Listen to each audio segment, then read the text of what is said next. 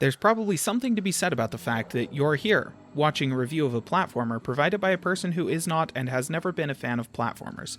The only platformers I ever played as a kid were all on the Atari ST, and given the quality of early piracy on the internet, I actually never played any of those without infinite ammo and lives. My first Mario game was Super Mario Bros. Wii, which I got with my first Nintendo console, at the very end of the Wii's lifetime, when you could get the console plus a game and 2 controllers with nunchucks for like $150. I never did actually complete that game. In fact, I'm pretty confident that the only platformer I've ever actually completed was the Blues Bros game on that Atari, which has an amazing soundtrack, by the way. And yet, here we are, with Little Orpheus, a side-scrolling platformer from developer The Chinese Room and publisher Sumo Digital, which is new to Apple Arcade. It's about a Soviet cosmonaut's thrilling adventures on his way to the Earth's core via rocket drill.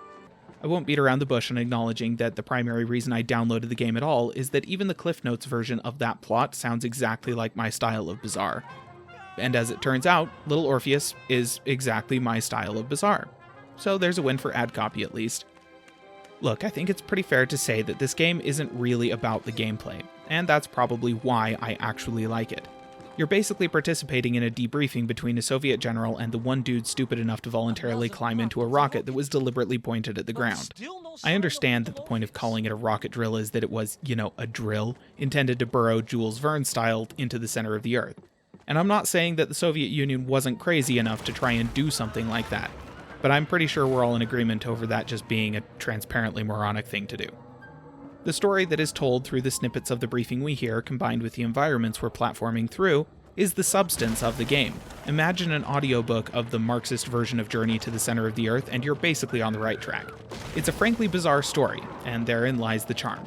Considering the platforming mechanics equate to basically baby's first platformer, and the runtime for each of the 8 episodes is between 20 and 30 minutes, that charm is going to be plenty of reason to play this game for some folks, myself included. I thoroughly enjoyed myself, and if you've got arcade in about 3 hours, I'd recommend it. But again, this coming from the non-platformer guy. If you're looking at the game because you just like platforming mechanics, then you'll want some idea of how the core gameplay loop works out. It's an experience I think I can best describe as the platforming equivalent of chasing 2 or 3 Red Bulls with a bottle of NyQuil and a single green olive, for some reason. The environments are filled with constant motion, while the controls will make you feel like you're playing with mittens on your hands. And in this case, the olive represents... well, frankly, I have no idea, but it's there, trust me.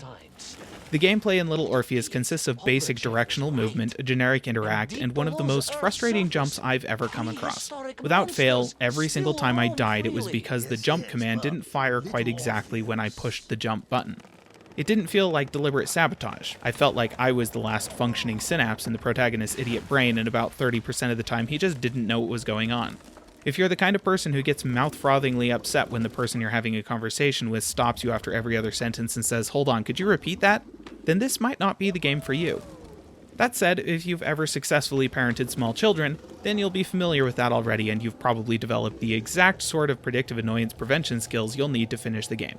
The platforming isn't really challenging, it's just that occasionally your little cosmonaut is going to hurl himself bodily into an abyss for no apparent reason at all. There might be a commentary on life in the Soviet Union in there, but I'm not going to be the one to unpack it. A lot of alternate history fiction is centered on trying to unpack something. Wolfenstein has taken several shots at trying to use it to comment on social trends like law enforcement and the selfish desire to have all your organs on the inside of your body. But I'm pretty confident that's really not what Little Orpheus is going for.